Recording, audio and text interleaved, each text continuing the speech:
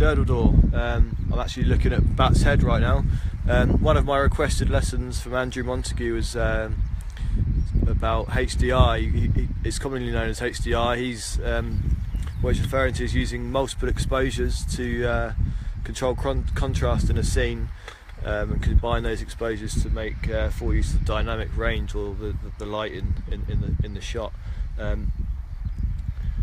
I've got quite a high contrast scene in front of me. It's not an ideal shooting situation to be in, but I thought I'd make use of the situation to give what Andrew asked for. So this is the scene at the moment. As you say, it's not ideal, but quite a high contrast. It was a lot more contrasty earlier anyway. Before the sun went behind that hill over there, the sun was just above the hill, poking its head over, and really bright. I'm not going to do the. I know this isn't a Friday. Some of you might have watched my #Friday focus sessions, but I'm not going to. If I found doing it on a Friday was a bit limiting, so I'm going to just do it when and whatever day I feel like now. So, if anybody wants to come up with a new name for these sessions, and I might start maybe a competition up. If you want to leave a comment in this video, and whether it's live or you're watching a replay, just leave a comment for a suggestion for a new name.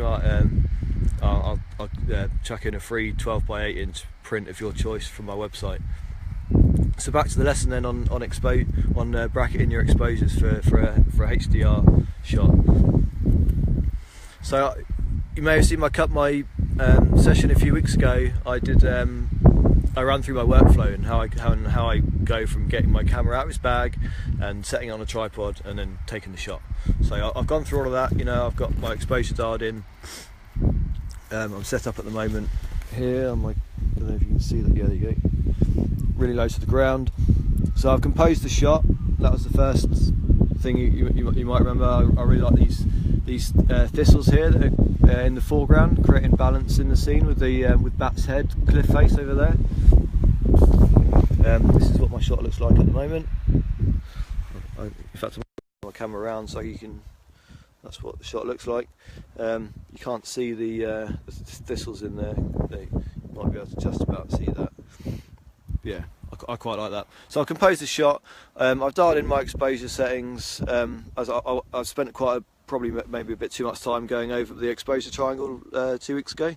But yeah, I've dialed that in. I'm using the best way, by the way, before I get into the bracketing your exposures bit, is to control contrast, is to try and get it right in camera if you can. It's always the best way. I'm using filters at the moment to control the contrast of the sky. This filter here, it's a Lee 3-stop soft grad filter.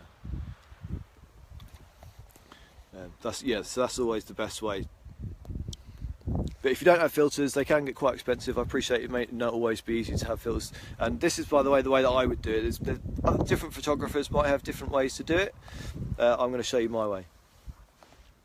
So after you've got all of that dialed in, I missed off the other day as well. Quite an important part of my workflow is actually focusing your photo, getting your photo in focus. So you want to find what's called the hyperfocal distance. I can do another session on that. I'm not going to say anything more about that. And then you need to control your white balance, get the colour balance within the scene. That's again going to be another lesson, because I could end up talking a lot about that. Then what you want to do is, if you're going for bracketing your exposures, I would set my camera to spot metering. If you don't know how to set your camera to spot metering, pull out your camera's manual and find out. It'll be different for each camera. Again, that's not really something I can spend time going into right now. But I've set my camera up for spot metering, and you can see the little red dot there. What spot metering means is that my camera is going to going to tell me what the correct exposure is over that spot, only over that spot, rather than the whole scene. And you can see this little bar here on the right hand side.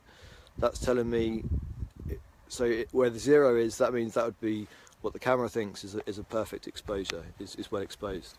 So if I move my shutter speed down, that scene's going to get brighter and I'll overexpose. If I bring that increase my shutter speed there, it's going to get darker and come down. So what I would then do is I'll go to the brightest parts of my scene, I'll move my spot meter around, So that's probably one of the brightest areas. You can see it's spiked up there. Move my shutter speed up until I've got the correct exposure. Take a shot. I'll do that right now.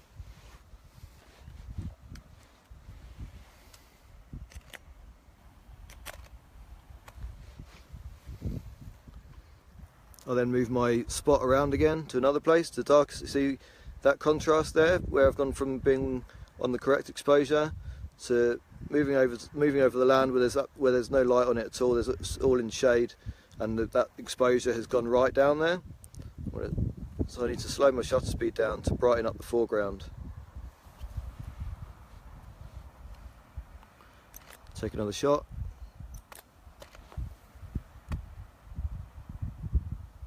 Move it around, see if I can find some darker spots. See, it's spiked to the bottom again there. As you can see now, the sky's looking really bright, it's really overexposed. But we're going to combine those later in Lightroom or Photoshop, whichever one you have.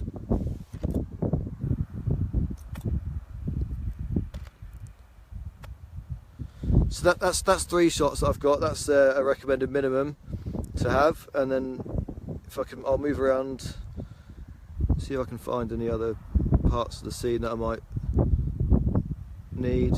I'll take this one as well, just to be sure.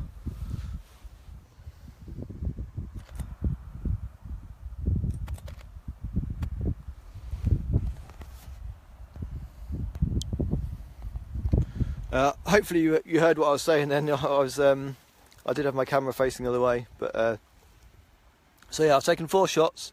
They're all at different exposure levels, and what you need to do later is combine all of those shots either in Photoshop or Lightroom. They both have an automatic feature. If you've got the latest version of Photoshop or Lightroom, or I'm not sure about other editing software, because I always use Adobe Lightroom, but they have features in there to automatically combine those exposures together and bring out a photo that's got a complete dynamic range, or everything's well exposed and balanced. I'll do another video on how you get that in Lightroom. Thanks very much for watching, and see you next time.